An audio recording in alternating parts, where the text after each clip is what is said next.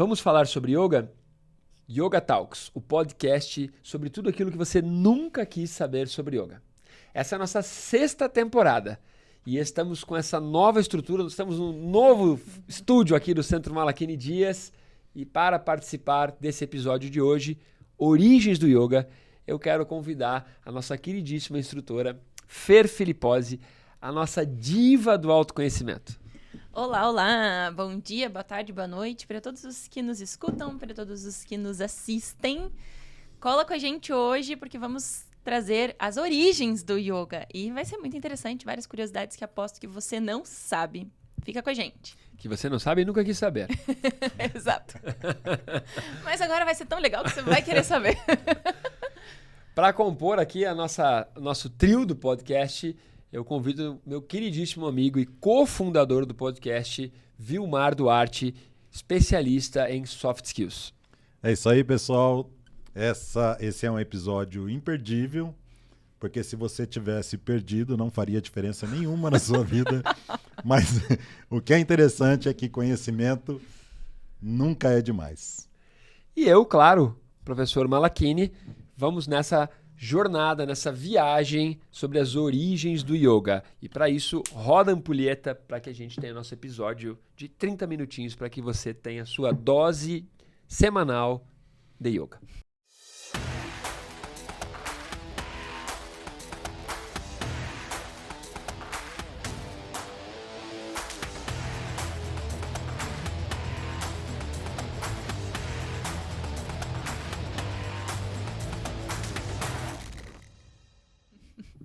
E a gente vai fazer uma viagem mesmo, né? Porque vamos lá para 5.000 anos atrás. Talvez nas mais. Nas origens, talvez até mais. Existem dúvidas. Esse é um ponto muito legal. Já que você deu a primeira pedalada, continua, Ferzinha.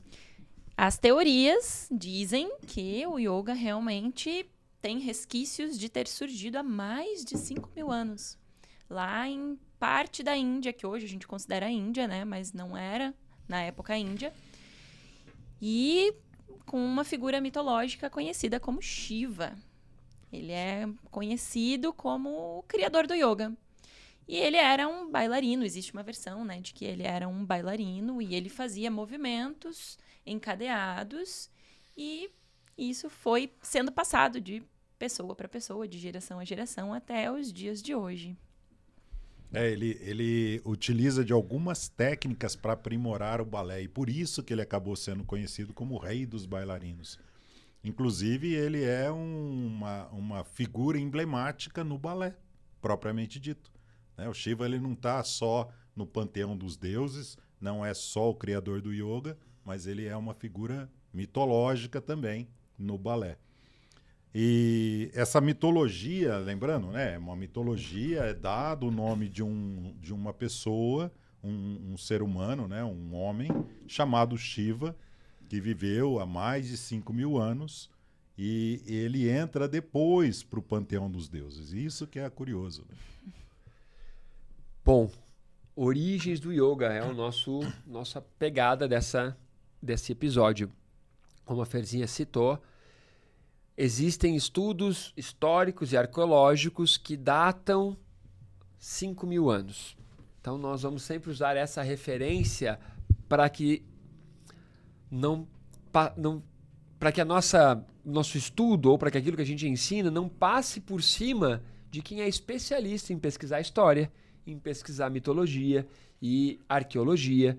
Então, hoje, a data 5.000 anos. Mas em muitos livros, em muitos textos, em muitas escolas, muitos mestres citam, às vezes, 8.000, 12.000 e às vezes até mesmo 20.000 anos, tá?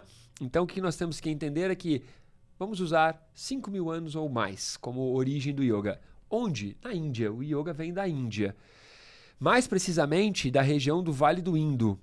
Tá? Alguns historiadores dizem que por isso que aquela região se chama Índia, porque era do Vale do Indo. Isso ali há uma barafunda, há uma confusão, nem todo mundo diz que sim, que não. Mas o yoga surgiu na região do Vale do Indo. Historicamente, os primeiros praticantes de yoga, eles eram os Drávidas. E hoje, se você for estudar geograficamente a origem do yoga, é na Índia, mais precisamente no Paquistão. a região que hoje a gente conhece como Paquistão. Então é muito legal que se você pensar que 5.000 anos se decorreram desde a origem do yoga, existe uma possibilidade muito, muito grande de tudo aquilo que a gente estuda, ensina e pratica estar completamente equivocado e errado. É lógico. Não é verdade? Então a gente tem que entender que nós vamos estudar as origens baseado nas informações históricas, nos relatos de autoridades renomadas dentro do métier, desta filosofia, e vamos tentar te esclarecer um pouquinho. Se você ainda não segue a gente, segue, assina o canal, curte. Lembre-se que a partir dessa temporada, da 6ª temporada, nós estamos contando com 2 possibilidades. Uma possibilidade que você ingresse no nosso canal, no nosso grupo do WhatsApp para receber, eu trouxe aqui alguns livros sobre os conteúdos que a gente estuda para você receber material extra, porque os 30 minutos não computam tudo que a gente pode falar. E a modalidade apoiador, que é aquela modalidade que vai investir uma quantia irrisória que não vai fazer falta nenhuma para você, mas que vai nos auxiliar tremendamente a levar esse projeto para frente. Fique atento, então, para se inscrever no nosso grupo do WhatsApp e para participar da modalidade apoiador. Legal. E é interessante notar, quando a gente fala em origens, que existe bastante dúvida, sim, sobre datas e fatos e conhecimentos exatos, porque era um período em que o conhecimento não era escrito. Ele era passado de boca a boca, né? Era ensinado, era uma tradição oral, era ensinado pelas pessoas oralmente, então não era escrito. O que acaba dificultando mesmo toda a confirmação de conhecimento, né? E aí ficam essas dúvidas, né? De quanto tempo como era realmente há 5.000 anos atrás, né? A gente baseia-se muito em escavações, mas nem tudo era confirmado, nem tudo era registrado, né? Enfim. Essa tradição oral é o que deu origem aos Vedas. Talvez você já tenha escutado esse termo, que são os primeiros resquícios, né? Os primeiros indícios dessa tradição oral. Depois tem o que está escrito, que são as Upanishadas.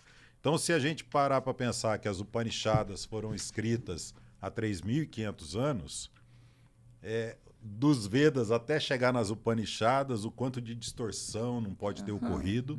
Isso é o primeiro ponto, o que o Malakini havia trazido também.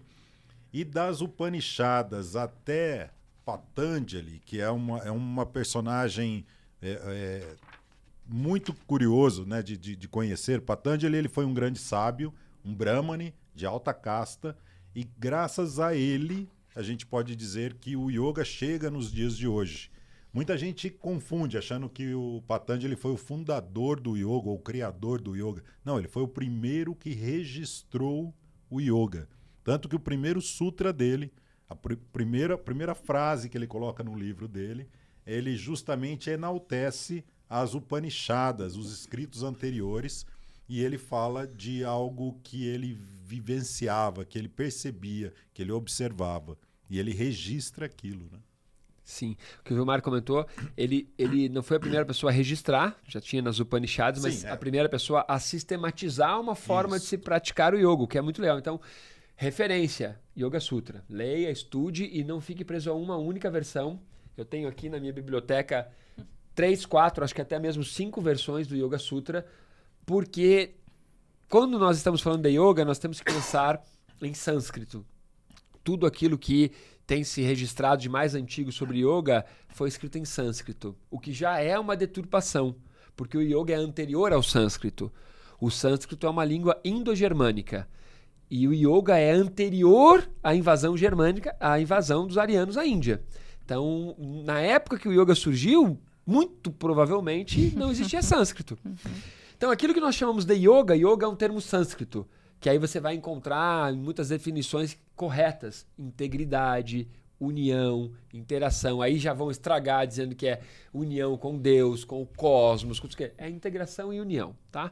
Mas o yoga é sânscrito. Então, muito provavelmente, na origem mesmo, não tinha nome, não era yoga, era outra coisa. E que acabou ficando popular e conhecida como yoga. Então, temos que falar sobre isso também. O que o Vilmar falou, achei muito legal sobre Patanjali. É uma referência para todos os instrutores e professores de qualquer linhagem, vai acabar citando Patanjali, vai acabar citando Hatha Yoga Pradipika, vai acabar citando alguns outros livros, Tratado de Yoga. Então, a gente tem que entender que a origem do yoga, ela está, primeiro registro, como o Vilmar citou, nas Upanishads, primeiro sistematizador, codificador, Patanjali, e aí aqui também nós temos como a Fer diria, vamos colocar uma polêmica aqui. A primeira pessoa a sistematizar também foi a primeira pessoa a deturpar. Porque quando ele registrou, na sua época, ele fez com aquilo que lhe era permitido para aquela época. Aquilo que lhe era permitido escrever, aquilo que seria aceito e aquilo que lhe era permitido publicar. Sem contar que aquilo da forma como ele entendia. Exato. Considerando toda a cultura do momento, né? Considerando a cultura do momento, que era uma cultura muito mais patriarcal. A Índia é estritamente patriarcal ainda, e nesse momento mais ainda. Então, o que ele ia publicar para ser aceito precisava passar por uma certa, como era, uma censura. Então, ele também teve que, da sua maneira mágica e maestral, inibir alguns conhecimentos, adaptar, simplificar para ficar acessível. E outra, que é fantástico, o Yoga Sutra, o título já diz, são sutras. Então, são ensinamentos condensados, compactos, e que, se você pegar 10 mestres e colocar esses 10 mestres de yoga ou professores de sânscrito para interpretar e traduzir o mesmo sutra, nós vamos ter 10 interpretações e traduções diferentes. Durma com um barulho desse. E por Patanjali ter sido o primeiro sistematizador de um modelo de yoga, muita gente acredita que foi o primeiro yoga a surgir, né? O yoga clássico. Mas não, eu gosto muito do que o professor De Rose nos ensina, de que nada já nasce puramente clássico, né? Sempre tem uma versão anterior. Porque simplesmente não tem como já nascer clássico. Algo primitivo tem que ter existido.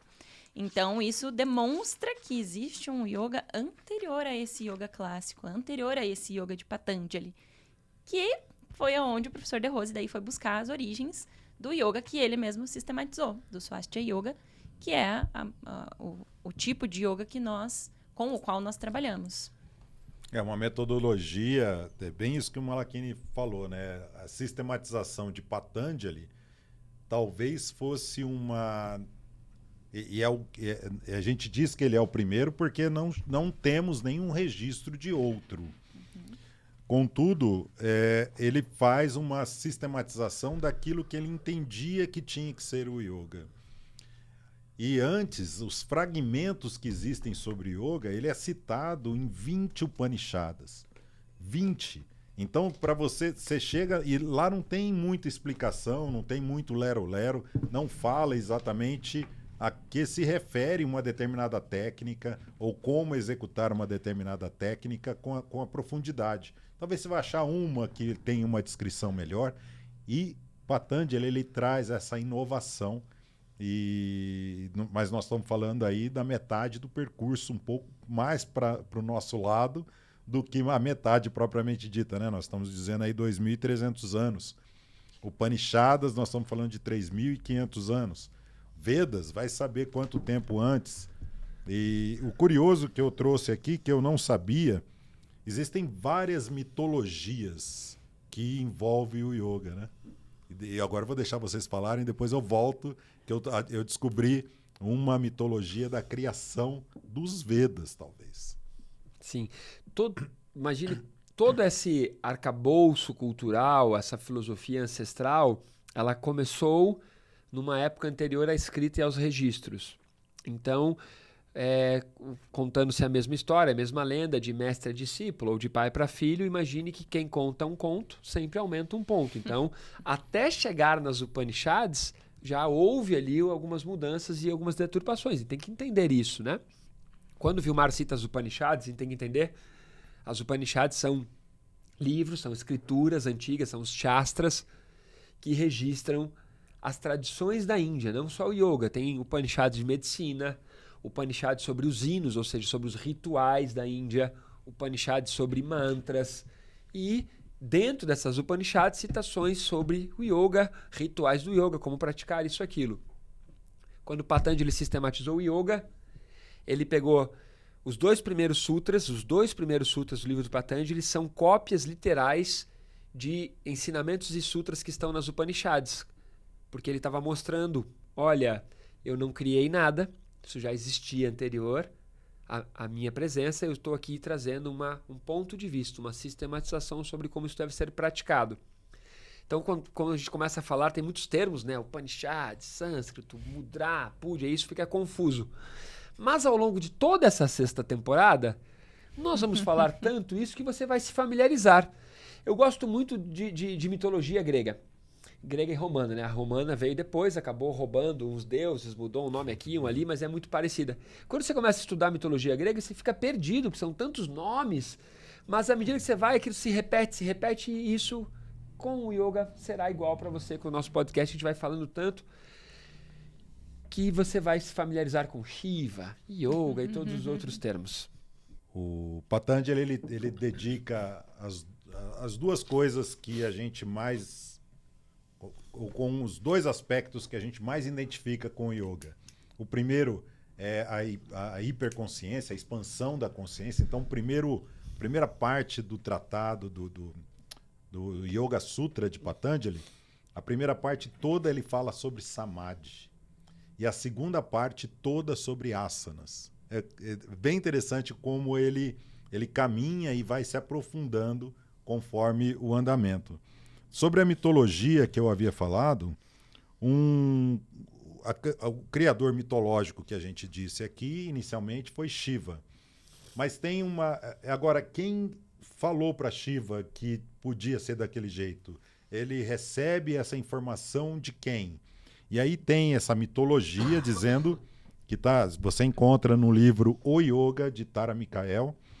Ela diz que a revelação dos Vedas, dentre eles os ensinamentos do yoga, vem através de uma divindade que se torna humano, chamado Hiranyagarbha.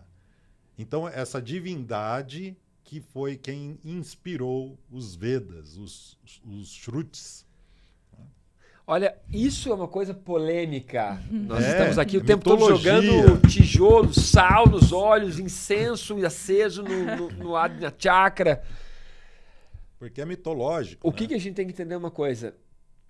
O yoga é de um período em que não existia divindade antropomórfica. Toda vez que nós associarmos algum conceito do yoga a uma divindade antropomórfica, isso é muito mais uma influência mais recente, moderna, uma influência inclusive de toda a história do Olimpo, de outras, né, de deuses, depois de religiões, de dogmas. O yoga não tem nada disso.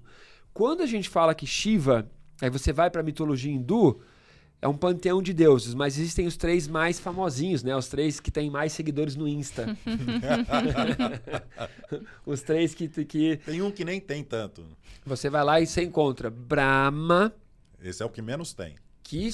O Brahma é legal, porque Brahma é considerado o criador, né? Ali, Brahma seria uma espécie de Zeus, ou anterior ainda a Zeus, né? Que era o Cronos.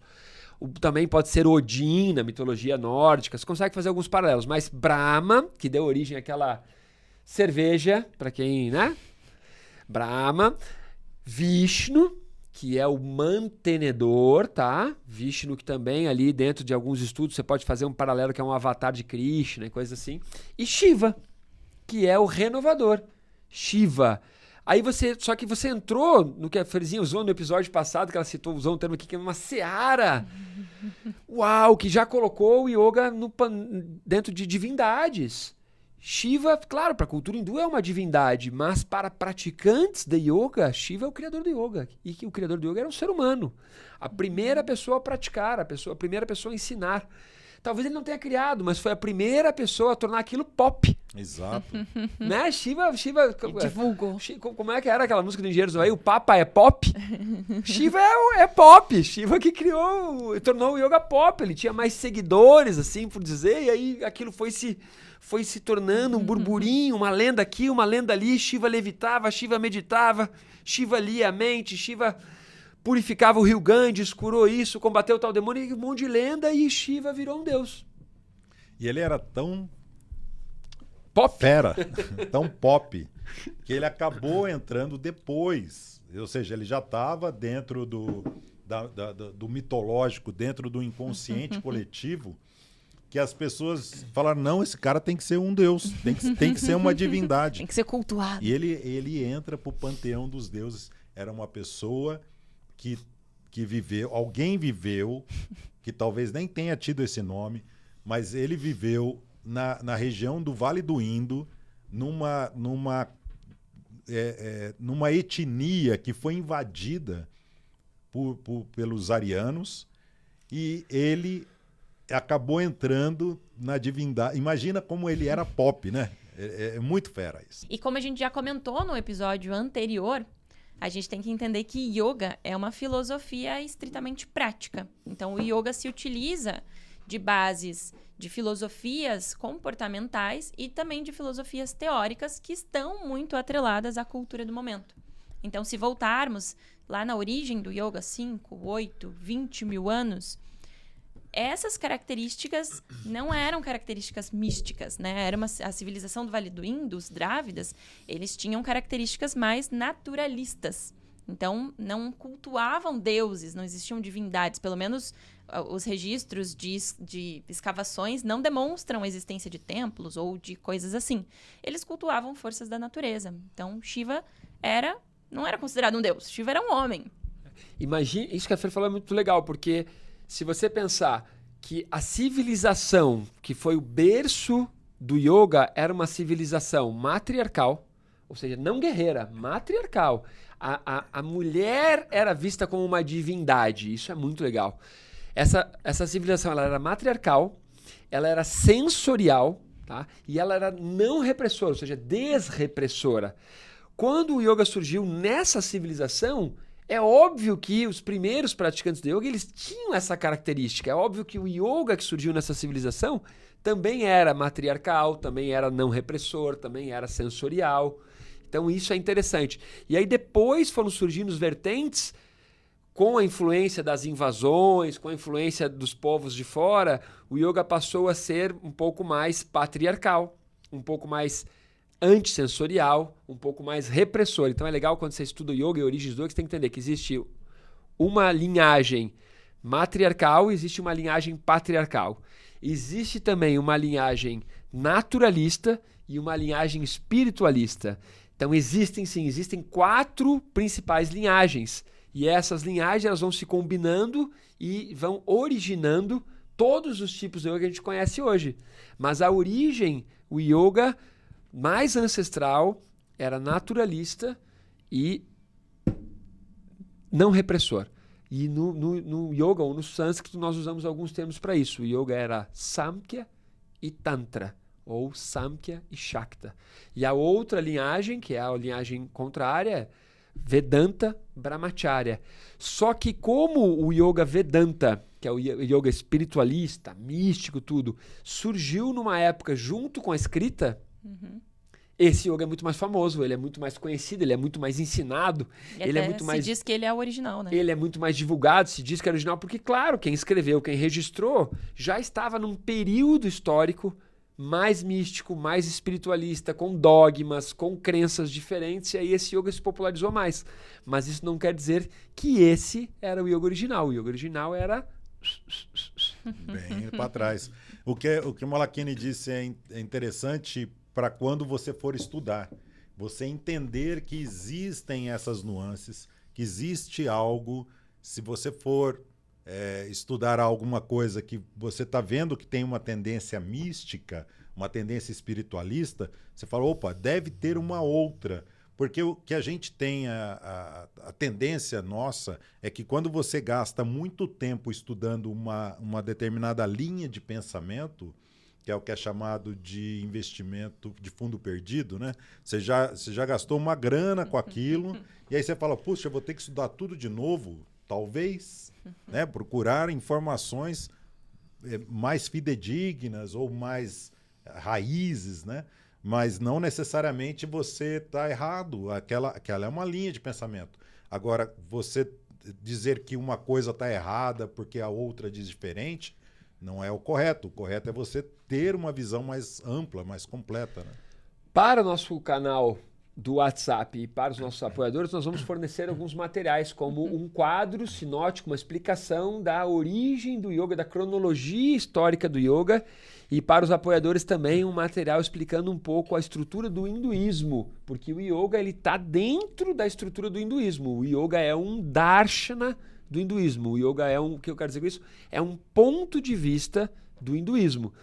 E toda essa barafunda acontece, toda essa dificuldade de entender, de interpretar, de explicar o yoga acontece porque quando o yoga começou a ser ocidentalizado, ele foi muito associado a religiões ou ao budismo. O yoga não é nada a ver com o budismo, não tem nada a ver. Inclusive, o budismo não é nem um darshana do hinduísmo. O budismo ele é considerado algo fora do hinduísmo, uma heresia do hinduísmo. Então é interessante, as pessoas falam, eu pratico yoga budista. Não, não existe yoga budista. Não existe yoga tibetano, não existe. Eu fui lá e fiz. Sim. Como também poderia dizer que existe yoga e pilates, né? Que é uma modalidade que o cara juntou yoga e pilates. Não, é uma adaptação moderna, não existe, não é. Então o yoga, ele tem as suas origens numa civilização muito antiga, matriarcal, não guerreira, e essa estrutura toda que nós estamos tentando trazer tem toda essa confusão. E muitas pessoas me perguntam, mas yoga é budismo? Yoga é religião? Não, yoga não é budismo, yoga não é religião. Yoga é uma prática. É mais fácil falar que é uma prática, mas é uma filosofia prática, mas é uma prática, é uma maneira de autoconhecimento e com a finalidade de conduzir a meditação, que na essência vai gerar autoconhecimento e expansão da consciência. O yoga, ele está muito atrelado ao conceito de tapas. Tapas, ele é uma palavra em sânscrito que significa disciplina, o esforço sobre si mesmo. Então, o tapas, quando você aplica, é justamente você buscar ser melhor hoje do que você foi ontem. E você vai se auto-superando. Essa é o conceito que está atrelado ao yoga mais antigo. E é legal porque nós aqui estamos falando de... E aí temos muitos estudos, muita bibliografia que vai também dizer um pouco diferente do que nós estamos dizendo. Então é legal você estudar alguns livros e ir batendo algumas referências e ir percebendo que, tal como a história que contam da independência do Brasil, que está nos livros, você pode buscar pesquisadores mais sérios e achar uma história um pouco mais autêntica e mais verdadeira, uma data mais precisa. Porque a gente tem que entender que a maior parte daquilo que está registrado foi registrado por quem venceu ou por quem tinha conhecimento para escrever aquilo. Né? Então nós temos que buscar historiadores mais sérios, nós temos que colocar uma análise mais científica, meta-análise, para você conseguir ir desmistificando tudo isso. Um livro muito legal que eu recomendo é um pesquisador muito sério, chama-se Mircea Eliade, tá? Tô com o livrinho aqui até, Yoga, Imortalidade e Liberdade, bacana. Nesse livro ele traz um conceito de tapas, que o Vilmar falou, tapas ou tapá faz parte da estrutura do código de ética do yoga, que é autossuperação constante e ininterrupta em tudo na sua vida. Muito aplicado na fase da aula que a Ferzinha mais gosta, que é asana. Aplicar a autossuperação ali. Na veia. Tá? Um outro livro muito legal, Origens do Yoga, do professor De Rose, muita pesquisa séria aqui. Shivananda, vale a pena ler, tá? Esse livro fala um pouco do que nós comentamos aqui, Tantra Yoga, Nada Yoga e Kriya Yoga, muito bacana, tá? E temos muitos outros. Shivananda é uma referência muito bacana, Yoga Sutra que a gente citou. Shivananda tem algo muito bacana. Na biografia de Shivananda, tá aqui no meu varalzinho de livros, a biografia de Shivananda, ele coloca algo muito bacana que ele diz assim: se flexibilidade e alongamento fossem sinônimos de iluminação, todos os macacos seriam iluminados. Então, para você que pratica e faz asanas incríveis, que é super flexível, que esse cara tá legal, mas ainda não é yoga, hein? Falta um pouquinho de... Reta final, turmite. Lembra-se do seguinte, então, se você quer ter acesso a material exclusivo, se você quer nos auxiliar, porque esse podcast, ele exige uma dedicação, exige estudo, exige uma preparação toda nossa, quer nos apoiar, nos ajudar a dar seguimento a essa temporada e a outras, torne-se um apoiador. Nós vamos passar as informações, mas já vai ficando com essa pulguinha aí atrás da orelha e nos mande mensagens para que você já entre no nosso grupo do WhatsApp, para que você receba material extra sobre todos os episódios, sobre esse contexto geral desse universo filosófico que é o yoga. É isso. É legal, é isso. Muito bem. Vai estudar. Vai praticar. E continua acompanhando nossos episódios. Abraço.